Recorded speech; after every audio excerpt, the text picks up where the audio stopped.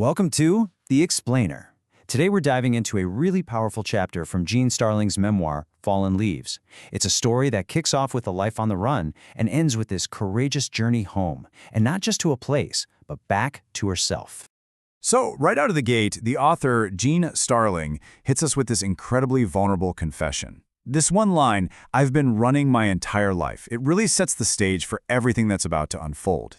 You immediately understand the core conflict here. This has been a life spent in flight, from her past, her family, and some kind of deep hidden pain. And that single statement, well, it frames the entire journey we're about to explore. What exactly was she running from, and maybe more importantly, why has she finally decided it's time to stop? But before we get into what she was running from, Starling does something really beautiful. She pivots and focuses on some of her absolute happiest memories. These are those moments that kept her connected, you know? The visits back home to see her mom and her sisters after they'd all grown up and started their own families. And these cherished memories, they're centered on a pretty unlikely place, a tiny, cramped bathroom that somehow became this sacred space, a kind of sanctuary for all the sisters. Let's just try to picture this for a second. Starling describes it as being so small you could barely turn around in it. Just a sink, a tub, a toilet, definitely not designed for more than one person, and yet it became the absolute heart of their time together. So in this tiny, almost suffocating room, they found total freedom. They'd cram 4 or 5 of them in there to get ready for a night out.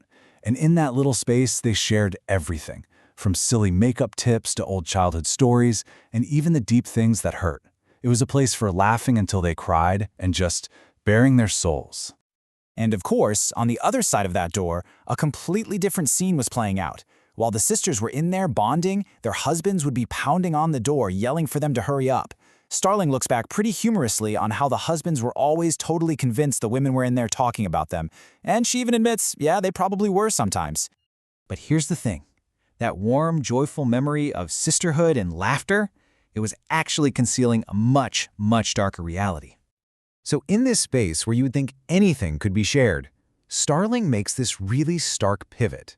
She realizes, only as she's writing this down, that she kept a huge secret locked away, even from the people she was closest to in the entire world.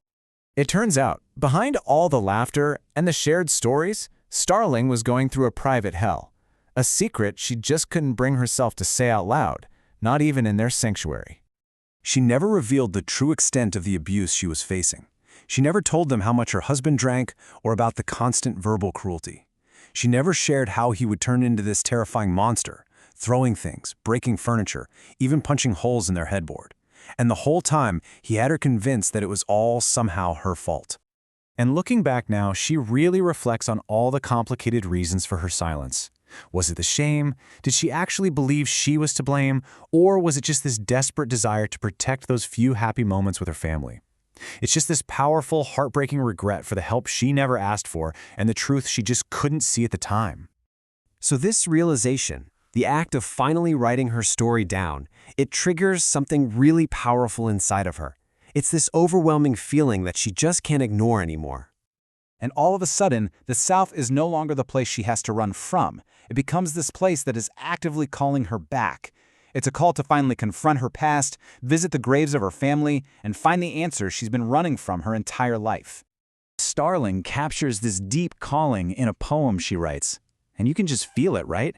She uses these rich sensory details, the breeze, the sun, the smell of honeysuckle, to represent both the beauty of her home and the bittersweet, painful truths that are buried there. And the poem continues with the core message she feels the South is sending her. It's like this whisper, this refrain, telling her that real healing, becoming real, is impossible unless she returns to the source of both her pain and her joy. So this journey home, it isn't just about changing her location. It's about this deep, internal process of integration, of finally becoming whole. The running is over. She finally understands that every single part of her past, the good, the bad, the joyful, the traumatic, is essential to who she is. I mean, at the end of the day, you just can't outrun yourself. So what does she really mean by becoming one?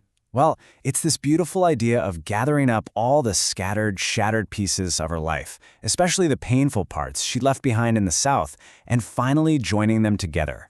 It's about ending that feeling of being 2 or 3 different people and just living as a single, whole person. And that's where the story comes to this powerful resolution. It's a declaration. She's done running. She's about to embark on the most important journey of all, the journey home. Not just to a place, but back to herself, to finally heal.